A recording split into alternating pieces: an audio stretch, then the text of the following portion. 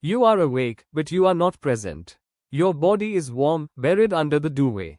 But your mind is already miles away, drifting through the digital wreckage of other people's lives. It starts innocently enough, a check of the time, a glance at the weather. But the device in your hand is slippery. Before your feet hit the floorboards, you have already consumed 3 tragedies, a targeted ad for a posture corrector, and the curated vacation photos of a colleague you secretly resent. You feel it, don't you? That low-grade electrical hum in your chest. The digital hangover. It's not the headache of a night out, it's the nausea of intake. You haven't even stretched your spine yet, but you are already mentally bloated. We tell ourselves we are waking up.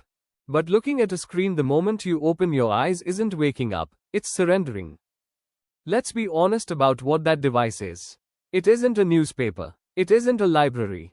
It is a pocket-sized casino, and you are the gambler who lives inside the machine. There is a fragile psychological state called hypnopompia, the misty, fluid borderland between sleep and wakefulness. Ideally, this is where the brain slowly boots up its own operating system. It's where your subconscious hands the baton to your conscious mind.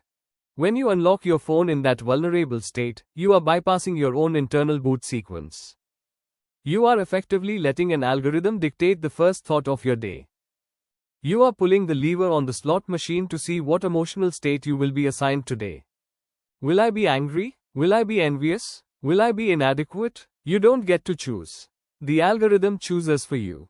And by the time you actually stand up, the analog self, the version of you that exists without an audience, has already been suffocated. So, what is the alternative? It isn't a routine. It isn't a checklist of high-performance habits. It is a refusal. The no phone morning is the act of keeping the sacred border closed. For 20 minutes, maybe 30, you move through the morning in the no-go zone. And I'll warn you, it will feel terrible. Without the anesthetic of the screen, you will feel the itch.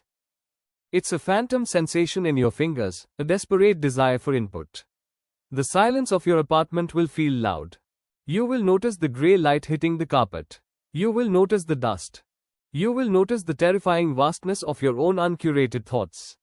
Let it hurt. That discomfort, that is your brain coming back online. That specific, gritty texture of boredom is the only soil in which original thought can grow.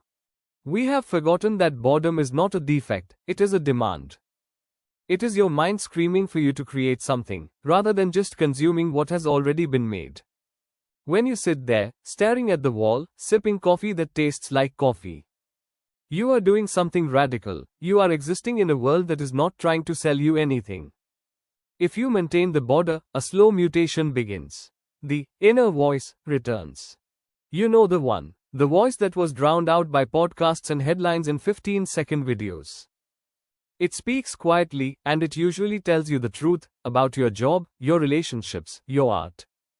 It's harder to lie to yourself when you are not distracted. And that is why we grab the phone, isn't it? Not because we need the news, but because we are afraid of the silence. But the silence is where you live. The digital reset is not about productivity. It is not about crushing your day.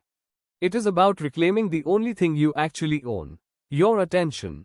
Once you cross the threshold into the digital world, you become a data point. You are a user.